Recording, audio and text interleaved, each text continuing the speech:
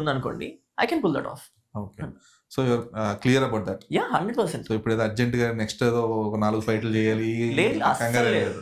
నేను I don't like commercial cinemas basic గా. I like very story oriented. అలా అనుభవం చేయాల్సి వస్తుంది. అయ్యో 100% చేస్తాను సార్. అది ఇమీడియట్ గా అనేది ఇట్స్ ద పాయింట్. అంటే నేను కమర్షియల్ సినిమా ఆస్పెక్ట్ అంటే నా బాడీలో నా ఫేస్ లో కమర్షియల్ ఆస్పెక్ట్ కనిపించాలి. నేను చేసినా కూడా అది కనిపిస్తేనే అప్పుడు ఆ క్యారెక్టర్ కి నేను చేసినట్టు కనిపిస్తుంది. ఓకే. సో ఇప్పుడు ఆది సాయి కుమార్ ఫస్ట్ ఆది సాయి కుమార్ జూనియర్ కింద స్టార్ట్ చేసావు కెరీర్ 2011 అంటే 2011-12 టైంలో. సో టిల్ డేట్ నాకు చెప్పినట్టు 70 మూవీస్ దాకా చేస్తున్నావు ఆబ్వియస్లీ. సో ఈ 70 మూవీస్లో అంటే మీ బెస్ట్ అట్లా అని కాదు కానీ what is the kind of experience you had with all these 70 films? Every cinema different. ప్రతి సినిమాకి కొత్త ఎక్స్పీరియన్స్. అందరూ ఆల్మోస్ట్ టెక్నీషియన్స్ కొంతమంది కొన్ని ప్లేసుల్లో కలుస్తారేమో కానీ ఎక్స్పీరియన్స్ మొత్తం ప్రతి సినిమాకి డిఫరెన్స్ ఉంటూనే ఉంటుంది. అంటే ఒక దాంట్లో నాకు వేరే ట్రీట్మెంట్ ఉంటుంది, ఒక సినిమాలో వేరే ట్రీట్మెంట్ ఉంటుంది. ఒక చిన్న బడ్జెట్ సినిమాలో మొత్తం అక్కడ ఎన్విరాన్మెంట్ వేరే ఉంటుంది, ఒక పెద్ద సినిమా ఎన్విరాన్మెంట్ తేడా ఉంటుంది. సో ఆ డిఫరెన్స్ ప్రతి దాంట్లో తెలుస్తూనే ఉంటుంది. బట్ వన్ స్పెసిఫిక్ రోల్ లేదంటే one specific film that got you enough recognition అంటే ఏంటి?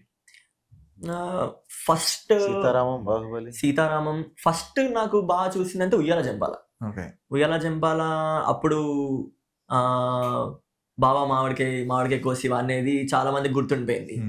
దాని తర్వాత కృష్ణాడి వీర ప్రేమ గాథ, బాహుబలి, సీతారామం, అలా బాబు బాగా బిజీ అని కూడా చేశాను. దాంట్లో కూడా కొంచెం లెంత్ ఉంటుంది క్యారెక్టర్. అవసరాలు శ్రీనివాస్ది. The kind of films you work అంటే చాలా డిఫరెంట్ ఫార్మాట్స్ అన్ని చేస్తున్నాం. There is no specific genre చేయలేదని ఏం లేదు, అన్ని చేస్తున్నాం ఆల్మోస్ట్ అన్ని.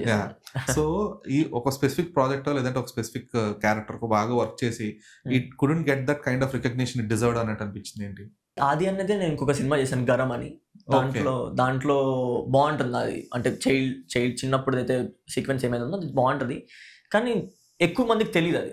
అందులో కూడా వాడు కొంచెం ఎక్స్ట్రోవర్ట్ ఉంటాడు అనమాట. ఇంట్లో మా నాన్న నేను స్కూల్కి వెళ్ళను, నాకు జ్వరం వచ్చేసిందని చెప్పి ఉల్లిపాయ సంఖ్యలో పెట్టేసుకుని నాకు జ్వరం వచ్చేసింది అన్న స్కూల్కి వెళ్ళను అంటాడు. స్కూల్కి వెళ్ళి సార్ ఏదో క్వశ్చన్ అడిగితే వీడికి తెలుసు అంటాడు. సార్ లేపేసి ఆన్సర్ చెప్పరా అంటే ఏదో చెప్తాడు. ఇంకా దానికి కొంచెం ఇట్లా ఎక్స్ట్రోవర్ట్ కొంచెం రఫ్ క్యారెక్టర్ ఉంటుంది అనమాట. అందులో కూడా కొంచెం బాగుంటుంది అది ఎవరికి తెలియదు బేసిక్గా.